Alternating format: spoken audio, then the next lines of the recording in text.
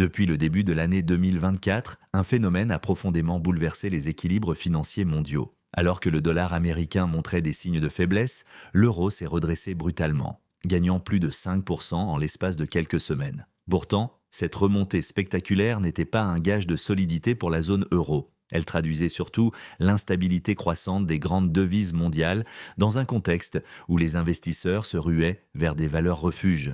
L'or a bondi de plus de 13% et Bitcoin a progressé de 20% entre le 7 avril, date du décrochage du dollar, et le 24 avril 2024. Ce retour de balancier entre l'euro et le dollar a des conséquences immédiates et sévères pour les économies européennes. Une monnaie plus forte pénalise lourdement les exportations en rendant les produits européens plus chers pour les acheteurs étrangers, notamment américains. Plus grave encore, la montée de l'euro face au yuan chinois a sapé la compétitivité des entreprises européennes face aux concurrents asiatiques, particulièrement sur le marché américain. Résultat, une double peine pour l'industrie européenne, déjà fragilisée par la hausse des droits de douane et les tensions géopolitiques. Dans ce contexte, la situation de la France apparaît particulièrement alarmante.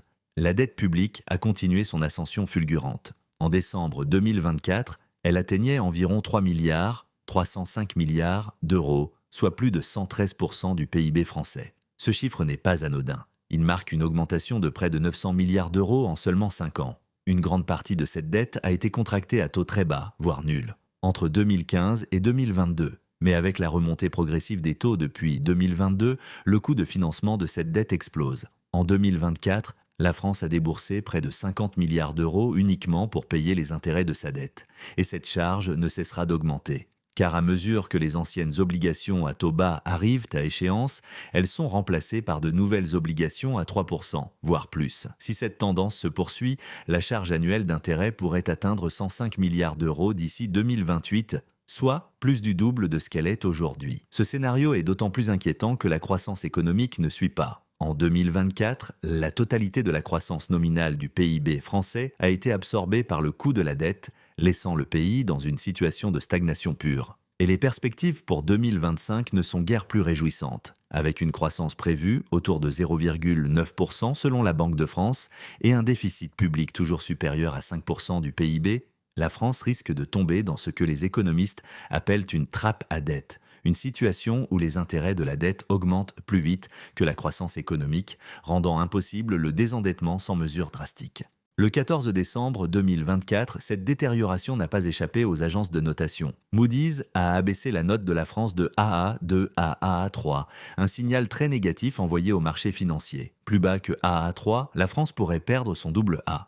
Une étape dramatique qui forcerait de nombreuses institutions financières à réduire, voire à cesser, leurs achats de dettes françaises. Standard & Poor's et Fitch ont jusqu'à présent maintenu la note française à double A-, mais avec des perspectives négatives, ce qui laisse présager de nouvelles dégradations possibles courant 2025. Dans le même temps, le gouvernement français tente de réagir. Il a annoncé des plans pour réduire les dépenses publiques, en fusionnant ou en supprimant environ un tiers des agences publiques d'ici fin 2025, espérant réaliser entre 2 et 3 milliards d'euros d'économies. Mais ces mesures restent largement symboliques au regard de l'ampleur du problème. Pour ramener le déficit sous les 3% du PIB d'ici 2029, il faudrait économiser près de 40 milliards d'euros dès 2026, un objectif extrêmement ambitieux dans le climat politique et social actuel. La situation devient d'autant plus critique que la France ne peut plus compter sur une Allemagne forte pour tirer la zone euro. Depuis l'explosion des gazoducs Nord Stream en 2022 et la rupture de son approvisionnement énergétique bon marché,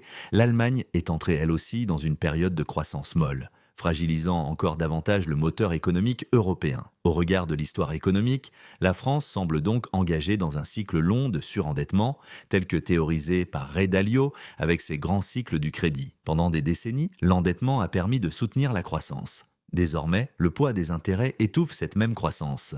Et même si les taux courts restaient bas grâce à la politique monétaire de la Banque centrale européenne, les taux longs, ceux qui fixent réellement le coût de financement du pays, continueront probablement de grimper. Non pas à cause de la croissance économique, mais parce que la prime de risque associée à la France augmente. Plus la confiance dans la capacité de remboursement se dégrade, plus les investisseurs exigeront des rendements élevés pour prêter leur argent. Face à cette dynamique, deux issues restent possibles. Soit la France engage un plan de rigueur massif, réduisant ses dépenses publiques d'au moins 200 milliards d'euros pour éviter une spirale incontrôlable, soit elle attend que les marchés imposent eux-mêmes leurs lois par une hausse violente des taux d'intérêt. Cette dernière option serait dévastatrice, entraînant une perte de contrôle budgétaire, des coupes brutales imposées dans l'urgence et probablement une grave crise sociale. Les prochains trimestres seront donc déterminants. Le choix est simple, mais il est ses lourdes conséquences. Piloter la tempête ou la subir de plein fouet.